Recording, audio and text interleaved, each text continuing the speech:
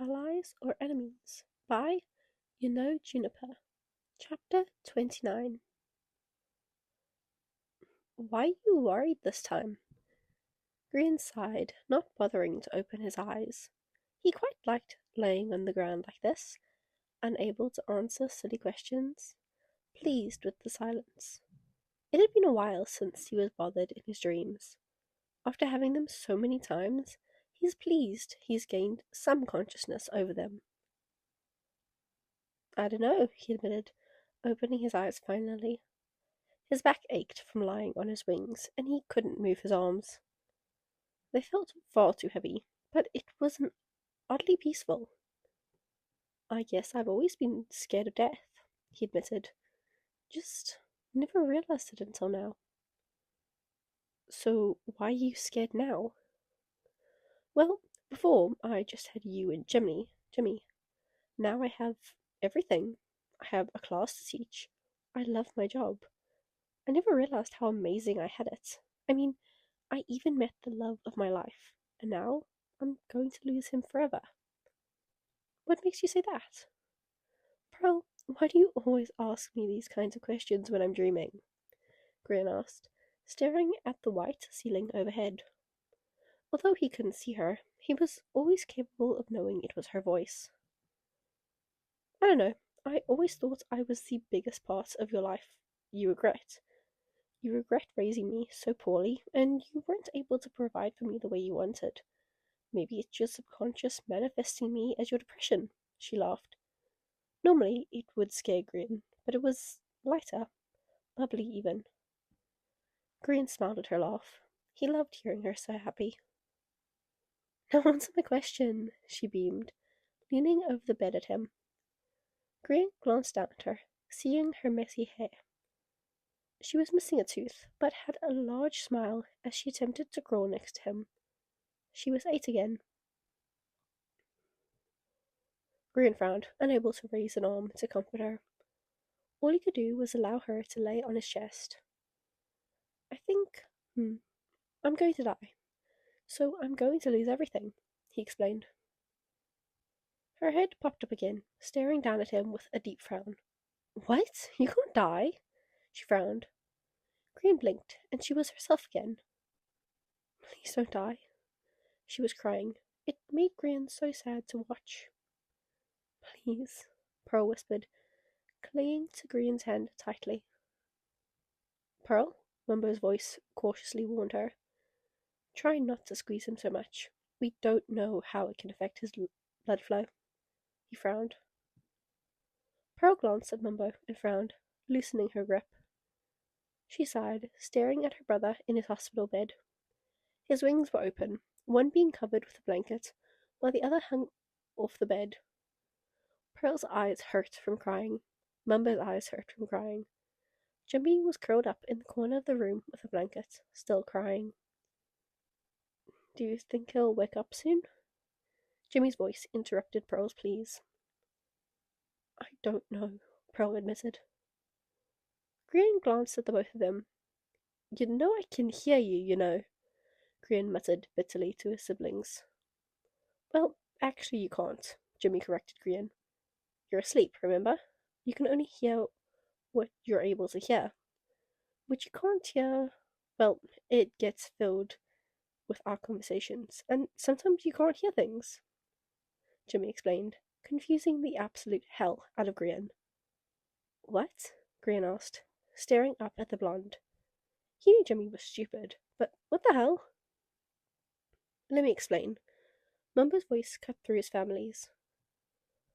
Mumbo jumped, his sentence being interrupted by Green's heart monitor spiking. His eyes searched the screen wildly, worrying his lip upon realizing he didn't know what anything meant. I actually can't explain that, he admitted. Does that mean he's getting better? Pearl whispered, staring at the screen. His heart rate jumped when you started talking.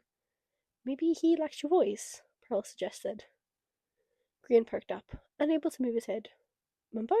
When did you get here? He asked excitedly. I haven't seen you in months. Calm down, Mumbo laughed softly.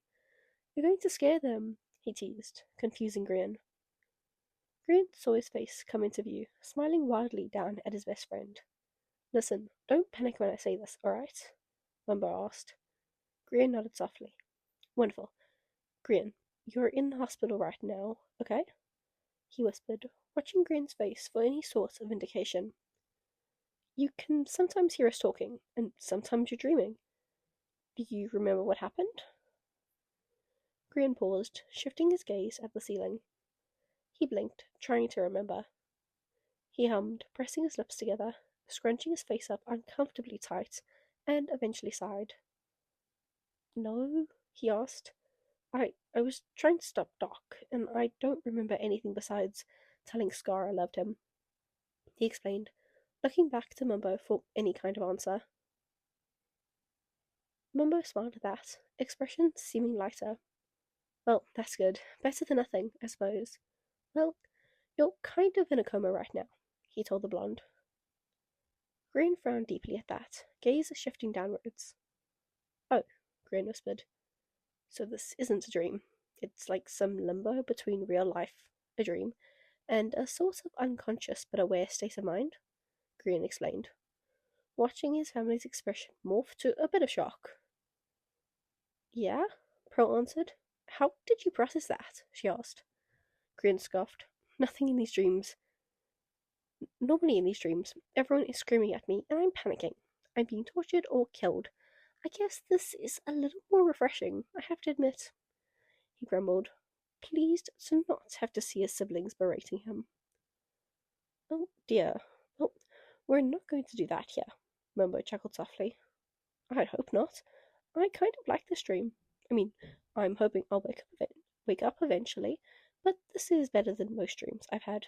Grian smiled. I'm sure you'll wake up soon. Until then, we can keep you company. Mumbo smiled down at his friend. Grian smiled, feeling the familiar feeling of warmth in his chest. His arm itched. He groaned a little and then interrupted their conversation. So, Mumbo, if you're here, does that mean you're in the hospital room? Grian asked. Yes, Pearl, Jimmy, and I are all here, Mumbo explained to Grian. So, Grian frowned, realizing Scar wasn't there. Scar isn't here? Grian whispered. They all glanced at each other before Pearl stepped away, just leaving Mumbo in his field of view. Grian, buddy, I don't want to disappoint you, but Scar has been here. It's been 4 days. I mean, they only about 4 days? Grian raised his voice. What do you mean 4 days? He demanded to know, feeling an ache in his heart. Shh, shh, shh, Mumbo whispered, gently rubbing Grian's arm when his heart monitor started rising again. He glanced at Jimmy in the corner and chuckled softly. Don't think he likes that fact, huh? Jimmy couldn't help but crack a small smile. I mean, it's been a few days, Grian. Scar has been here every day. He comes in and out on occasion. He gives us time to see you. He sleeps here at night. I mean, he's just not here right now, Mumbo explained. Grian frowned. So, if he's not here right now, Grian began, frowning, how come I don't remember seeing him then? How come you don't remember seeing us and having this conversation with us every day? Mumbo asked. Grian paused, realizing he more than likely forgot his dreams each time he went in and out of limbo. The blonde sighed. Exactly. You'll see Scar again soon enough. Will I remember this after I wake up? Grian asked. Mumbo shrugged, smiling at his friend. I guess you'll just have to wake up and find out, huh? I don't think it's that easy, Jimmy replied sleepily, watching Mumbo continue to whisper and talk to Grian. Well, maybe, Mumbo laughed, sitting at the edge of the bed while holding the blonde's hand. Grian, wake up, he whispered, waiting for a response from the blonde. Nothing. Jimmy sighed and moved to stretch, his back and neck cracking in odd positions when he moved.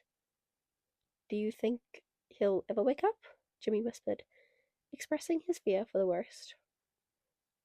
Mumbo glanced at his friend's cousin and frowned. turned back to Grian, reaching out to comb his fingers through his messy hair. I hope so. I don't get to see him that often, but I miss him terribly. He's kind of like an annoying little brother, that one. He laughed, smiling bitterly at Grian's comatose face. He'd, a, he'd regained a lot more colour back from his first night in the hospital. He slowly removed his hand from the other's hair. Grian frowned, opening his eyes again.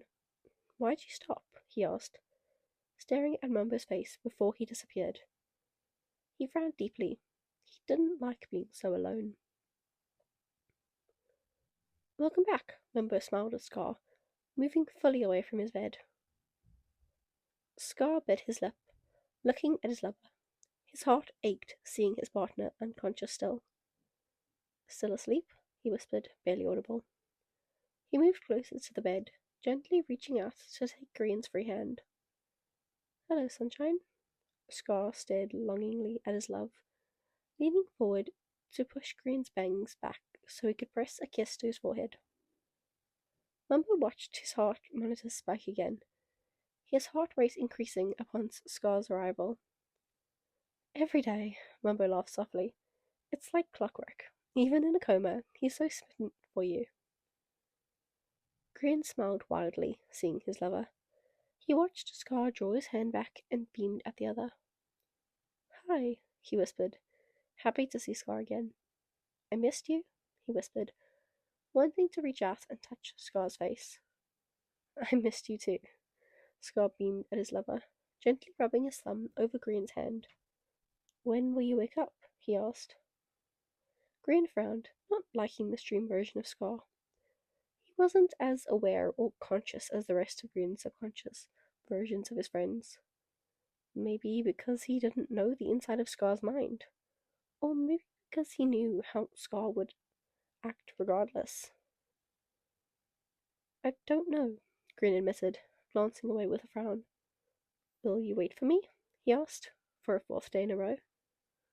Of course I will, Scar answered the same each time. Grian smiled, unaware of his repeating dreams. Hey, do you remember how I got here? Grian asked. He wasn't sure if he asked before in his prior dreams, but he had a sneaking suspicion, judging by Scar's frown, that he had. You got hurt, Scar explained with a frown. I hope your pretty wing is okay, he whispered, gently stroking Grian's cheek. Grian frowned deeply, unable to move his head to look. What happened to my wing? He sounded so distraught. He was distraught. He loved his wings. Scar spoke, but Grian didn't hear. His lips moved, but something kept him from hearing. Scar moved to stand up and looked at something Grian couldn't see. I have to go now. Bye, I love you, he whispered quietly to Grian before kissing his forehead. Grian began to panic. What? Wait, Scar, wait, don't go, he begged, watching from the corner of his eye. Scar left his vision. Grian began to cry, not sure what to do. He hated being so alone. You'll wake up soon. I'm sure of it, Scar whispered, watching Grian's peaceful expression. He watched the other sleep, unsure of when he would wake from the coma. Scar sighed and leaned forward to gently brush a strand of hair away from Grian's face. It had been days since he saw Grian lively and running around. Scar's heart grew heavier with each passing day. He had spent countless hours by Grian's side, talking to him, hoping that his voice would somehow reach him in his unconscious state. You know, Grian, Scar began softly, I miss your laugh. I miss your silly smile and your endless energy. The world feels different without you. He moved to lay his head on Grian's lap, holding his hand gently. With the room to himself, he felt less cautious to take up all the space he wanted. Scar's hand clutched Grian's tightly. He positioned them in Grian's lap, staring up at the blonde. But I believe in you, Scar continued, his voice quiet in the empty room. I believe in you. You will come back to us. You're not one to give up easily. I know that. So please, Wake up soon. I know you a lot better than this, and you'd be so upset if you went out quiet and not kicking. Scar laughed at his own joke, face falling once again. As he spoke, Scar's eyes traced the lines on Green's face, memories flooding his mind. The countless missions they had embarked on together before he knew it was Green, the laughter and tears they'd shared in the classroom and in his apartment. All of it seemed like distant echoes now, mocking him in the back of his mind. Scar clenched his fists, fighting back tears. I'll be right here, Green, Scar whispered, his voice barely audible. I won't leave your side. We'll face this together, just like we always have. Scar pressed his lips against Green's knuckles, cherishing the warmth that radiated from his unconscious body. It was relieving after holding him when he was once so cold. He sat back down, resting his hand on the edge of the hospital bed. Scar's hope began to waver. The uncertainty of Green's waking weighed heavily on him, and he found himself questioning his own resolve. The mere thought of doubt disgusted him. How could he betray Green like that? He shook the thoughts away and sighed, fingers tracing small shapes and lines into his skin. He filled the silence with his unwavering faith, hoping beyond hope that Green would hear him and find his way back. Scar perked up, listening to someone enter the room. It grew dark outside by the time he noticed the time. He turned to see Pearl in the doorway. He smiled softly at her. Hey, he whispered. Pearl's eyes were red and puffy, a reflection of the anguish she had been experiencing during these long few days. She stepped into the room and walked quietly towards Scar, her steps heavy with exhaustion. Hey, Pearl replied in a soft voice, her voice trembling with emotion.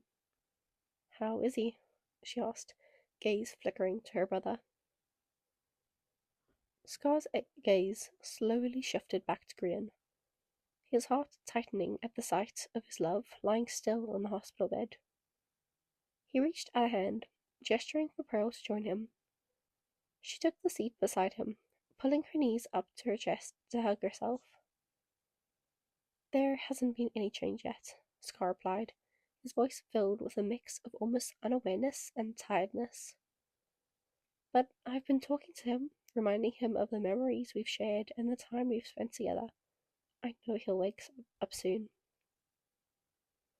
Pearl let out a shuddering breath, tears starting to form in her eyes again. I miss him so much, Scar, she whispered, her voice barely audible. He's always been there for me, and now it feels so empty without him. Scar's heart ached for Green's little sister.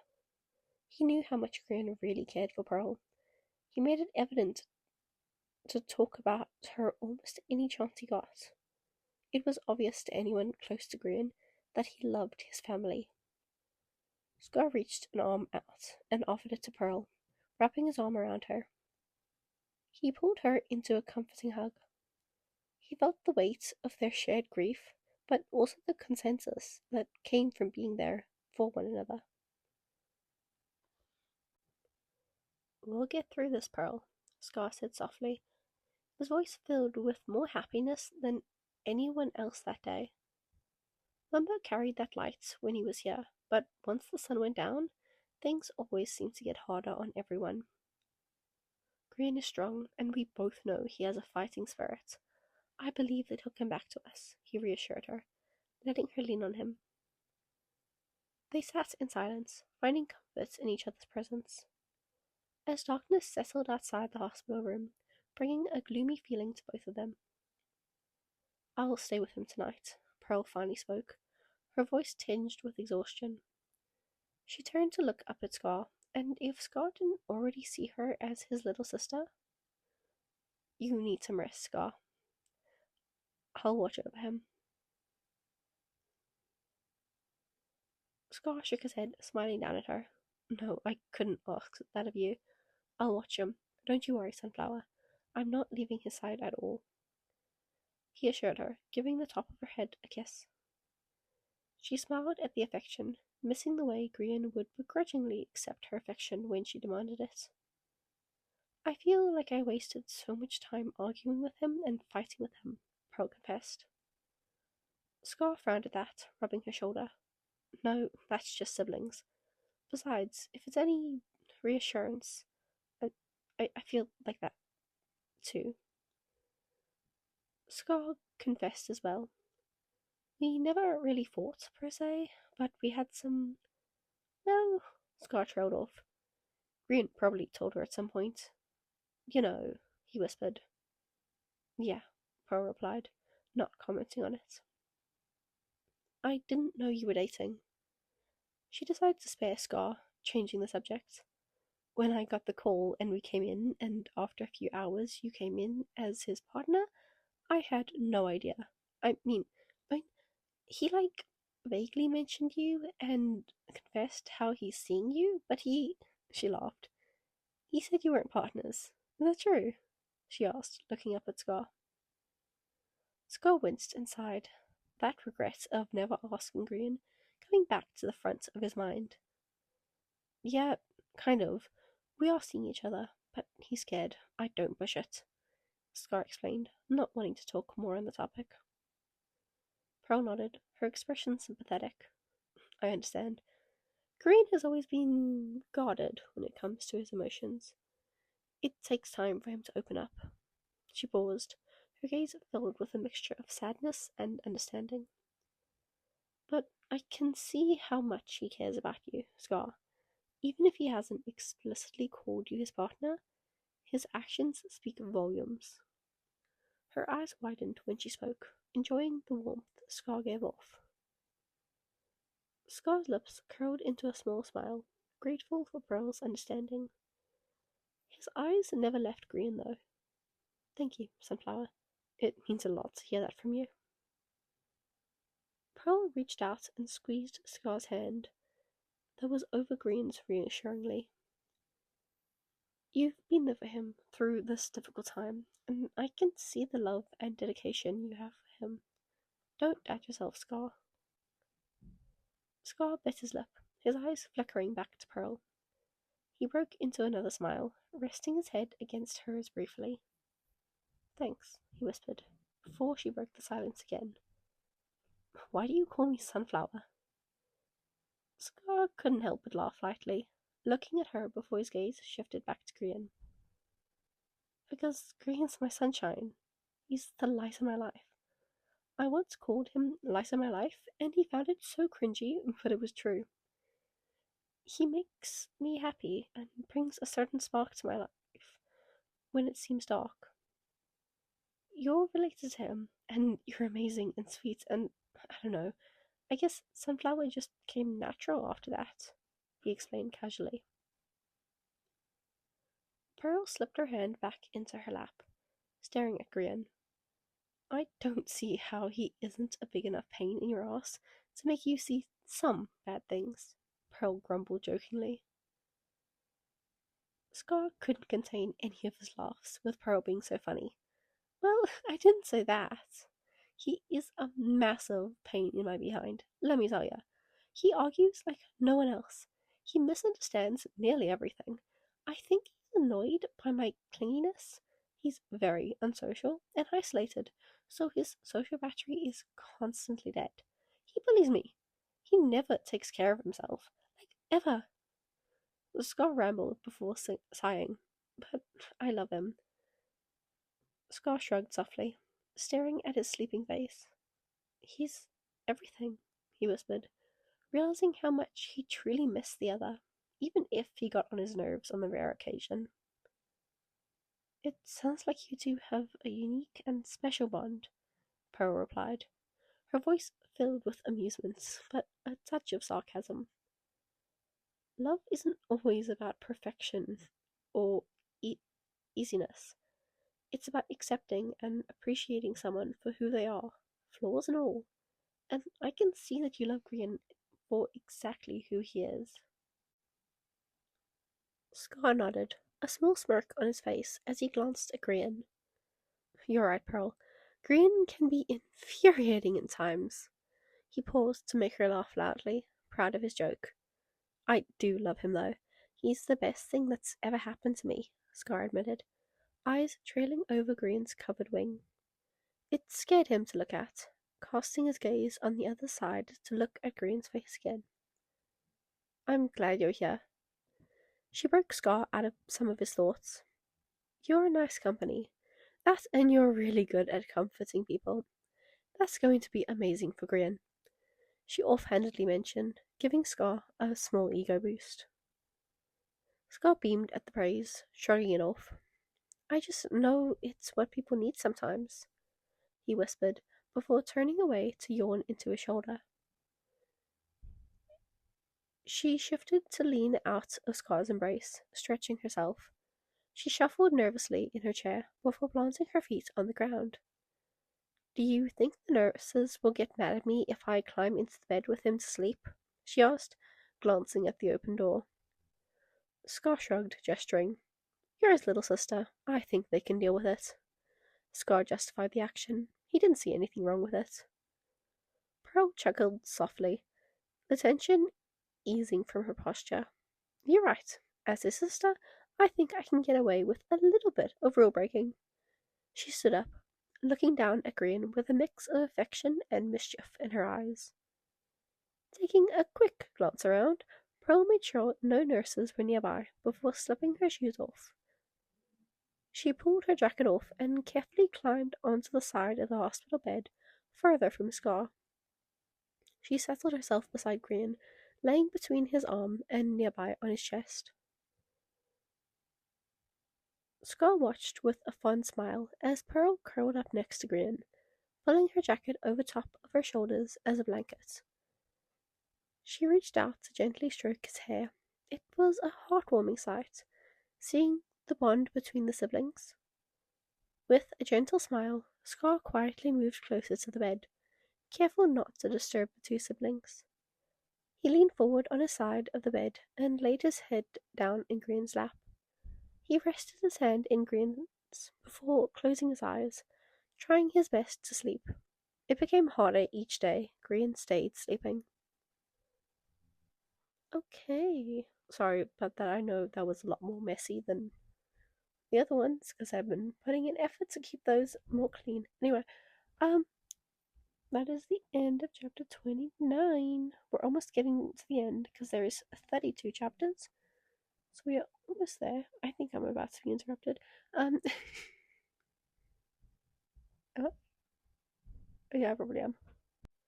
Okay, never mind, we're good. Anyway, so yeah, Green's in a coma. I love that coma, Green is just kind of no memories, just every single day. It's a repeated dream. At least it's cute, because like he said, previously his dreams were all about, they were all nightmares, and now they're not nightmares because they're all everyone being lovely and kind to him, and they're repeated, and that's lovely. We love that. We love when the character gets peace and quiet for once in their life. Anyway, I hope you guys enjoyed. Tell me what you thought about it in the comments. Tell me what you think is going to happen in the future. And I will see you in the next one. Bye bye.